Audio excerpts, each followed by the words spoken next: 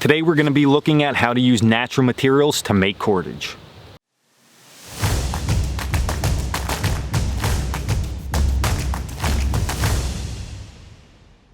Today we're going to look at how to make 2-ply reverse wrap cordage. We're going to talk about the technique. As far as materials go, it's important in your area to try different materials. Once you get the technique down, you can try any fibrous material and see if it works. If it does, then you know in your area what's going to work, and if it doesn't work, then you know what doesn't work, and that's really important out here. But learning this technique is what is the most important part of it. Okay, so first way that I'm going to show you, you're going to take your fibers and you're going to begin to twist them. So I'm going to twist this side this direction. So I'm twisting this way to the left, and I'm going to continue to twist that until the line kinks on itself. That's what you're looking for, is just like that. Now we're going to begin our process. So this is the top of our cordage.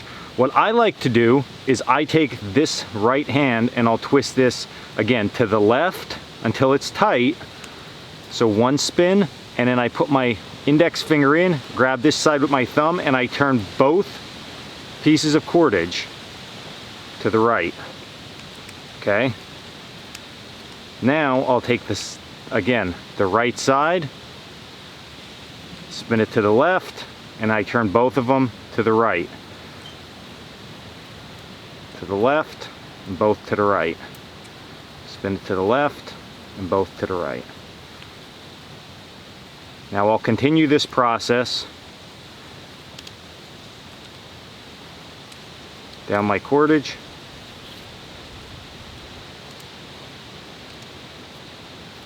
And then very quickly you can see we're beginning to have something that resembles modern cordage. Now the second technique is going to yield the same results, but it is just different twist with your hands. So again, I'm going to get my fibers and I'm going to spin them to the right this time. So I'm spinning them away from us. So spin it to the right until we get that to double over, just like that. Now I'm going to take my right hand and I'm going to spin the fibers to the right and then both of them to the left. Spin one fiber to the right, both of them to the left. And then I'm going to continue this process down my cordage. Again, it's yielding the same results. It's just whichever way you're more comfortable. So now you can see very quickly we have cordage. So you get so far down working on your cordage and you run out of fiber material, and this is going to happen quite often because we're dealing with natural materials. So it's time to splice. So to splice is very simple. We decide that we need to add more material. We take a second piece, offset it. You don't want to center it up because we want the splices to run out uneven. And what I mean by that is if we fold this in half, our second piece, when we get down towards the bottom, we're going to run out of both ends at the same time, and that's going to give us a weak link. So we want to offset that ever so slightly. Now of course this is a small piece for demonstration, but you see how that's offset. So we would run out of this side right here a lot sooner than we will this side. So now what we're going to do is we're going to take our cordage that we've already been working on, and we're going to just lay that bend right into where we were at. Okay?